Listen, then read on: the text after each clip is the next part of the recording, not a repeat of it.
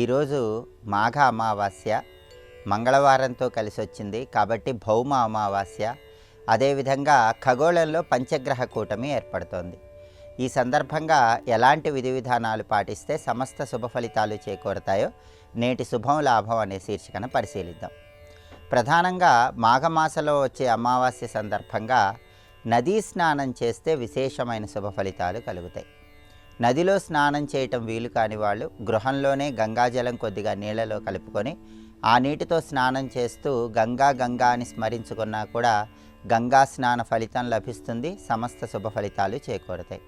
అలాగే మూగజీవాలకు ఆహారం అందిస్తే కూడా గ్రహదోషాలు తొలగిపోయి సమస్త శుభ ఫలితాలు చేకూరుతాయి. కాబట్టి పక్షులకి పావురాలకి గింజలు ఆహారంగా వేయటం ద్వారా కూడా గ్రహదోష తీవ్రతను తగ్గింపజేసుకోవచ్చు. మాఘ అమావాస్య అంటే దానాలకు ప్రాధాన్యత ఉన్న రోజు. మాఘమాసంలో వచ్చే అమావాస్య సందర్భంగా అన్నదానం చేసిన, లవణదానం చేసిన, పెరుగు దానం ఇచ్చిన ఉత్తమ ఫలితాలు కలుగుతాయని జ్యోతిష శాస్త్ర గ్రంథాలన్నీ తెలియజేస్తున్నాయి. అలాగే గుమ్మడికాయ దానం కూడా విశేషమైన శుభ ఫలితాలను కలిగింపజేస్తుంది. ఎవరైతే మాఘమాసంలో వచ్చే అమావాస్య రోజు గుమ్మడికాయ దానం ఇస్తారో వాళ్ళకి గుమ్మడికాయ ఎంత బరువు ఉంటుందో అంత బరువున్న బంగారాన్ని దానం చేసిన ఫలితం కలుగుతుందని ప్రామాణిక జ్యోతిష శాస్త్ర గ్రంథాలన్నీ తెలియజేస్తున్నాయి. అలాగే మాఘ అమావాస్య గుప్తదానాలకు కూడా ప్రాధాన్యత ఉన్న రోజు. గుప్తదానాలంటే రహస్యంగా ఇవ్వవలసిన దానాలని అర్థం.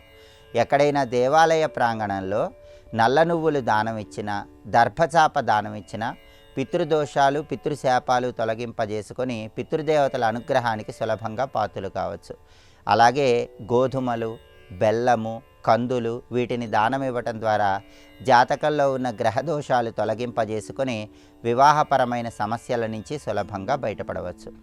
అదేవిధంగా మాఘ అమావాస్య సందర్భంగా ఎవరైనా సరే ఇంటి యజమాని పితృదేవతలకి నల్ల నువ్వులు కలిపిన నీళ్లతో తర్పణం ఇచ్చినా కూడా పితృదోషాలు తొలగింపజేసుకుని పితృదేవతల సంపూర్ణమైన అనుగ్రహానికి సులభంగా పాత్రలు కావచ్చు.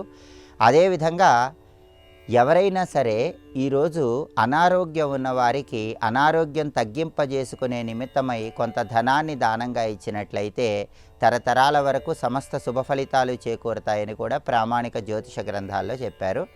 అమావాస్య సందర్భంగా ఈ దానాలు ఇవ్వటంతో పాటుగా కొన్ని ప్రత్యేకమైన పూజలు నిర్వహించుకుంటే సమస్త శుభ ఫలితాలు చేకూరుతాయి. ఈరోజు ఖగోళంలో పంచగ్రహ కూటమి ఏర్పడుతోంది. రవి, బుధుడు, చంద్రుడు, శుక్రుడు, రాహువు ఈ 5 గ్రహాలు కుంభరాశిలో కలవటం వల్ల పంచగ్రహ కూటమి ఏర్పడుతోంది. అమావాస్యతో కూడిన పంచగ్రహ కూటమి సందర్భంగా ఉగ్రదేవతలను ఆరాధన చేయటం ద్వారా, ఉగ్రదేవతల ఆలయ దర్శనం చేయటం ద్వారా కూడా శత్రుబాధలు, దృష్టి దోషాల తీవ్రతను తగ్గింపజేసుకొని సమస్త శుభ ఫలితాలను సిద్ధింపజేసుకోవచ్చు.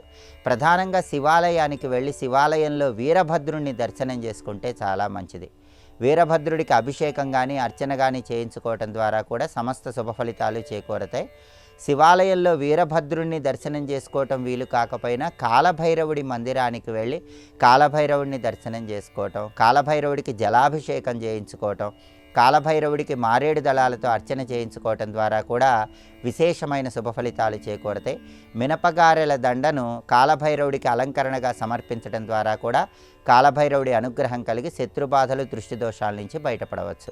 అలాగే అమావాస్యతో కూడిన పంచగ్రహ కూటమి సందర్భంగా కాళికా అమ్మవారి ఆలయ దర్శనం కూడా విశేషమైన శుభ ఫలితాలను కలిగింపజేస్తుంది.